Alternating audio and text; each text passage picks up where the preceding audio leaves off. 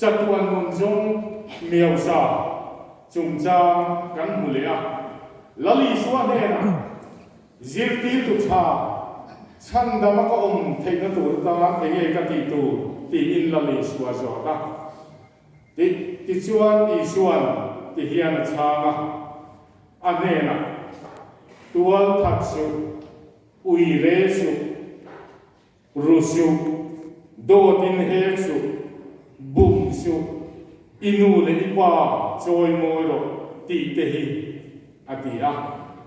ani chuan ane na zirtir tu chung thu jong su kanau pan te ta ta ka zong thi atia I suan ama chu ena ama ngai ta a ane na kong khat ilaba ke kalla ina ya pian fralla patsia te ne na pero chuti chuan vana ro ina yang tin lo kalla mi ju yang che tin ni ma se chu thu wa hiat chuan lungai takin akal ho san ta a mi hau satak ani awangin tiania heta hian ring tu ten kan mun dan tu poimo tak mai mal som na mi te ta na mal som na kan ni chua na tu le wana ro kan kho na tu chiang tak kan ho chu Wachia te ne na thil be te ei tu nei lo te ne na ei tu be te re thei te chan pui te hi wa na ro kho na lo ne len mai na zani na hian in ngai tu ve ta hi la kei ma ni chang na le thei na mang te in thei to pin kho ve la na kan tho ka Pen kata chuan moi lo te po kan poisa lo wa tam tak chuan sum hu na tu ra ni chuan duang takin thil ti chang te po kan lo nei ani mai the chung chu a poi lu tu kho ve la ro pui tak kho lai chuan kan ve la kan pula le thei harsa chum chia kan chan pui khan vana ro kan kho la lo ni zo kani he li dam chum rei lo te a hian ring tu te duang tak le moi lo taka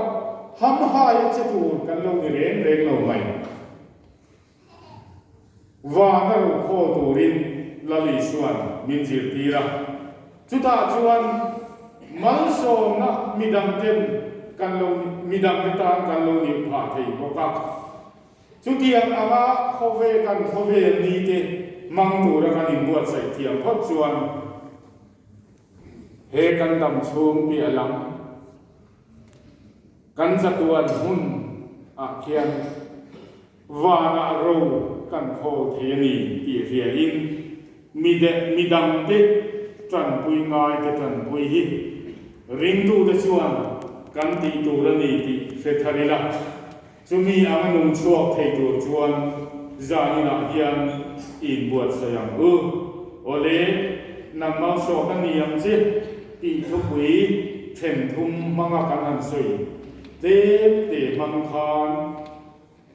ke ma ni nge apo hi kan chen pui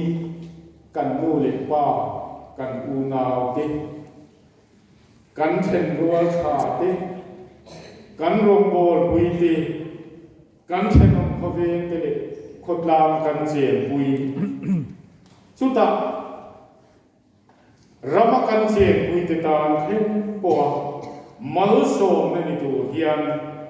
keima ni nu na hian Krista choi moi lo om sela chuta changa ra chua ka chu mi te tan mal som na lo ni do na ni ti ria in he kum thar bul kan chan na jam hian midang ta na mal som na ni durin in buat sai chewang bu lampa na tiang ling mal min som sa ro se amen lagu mata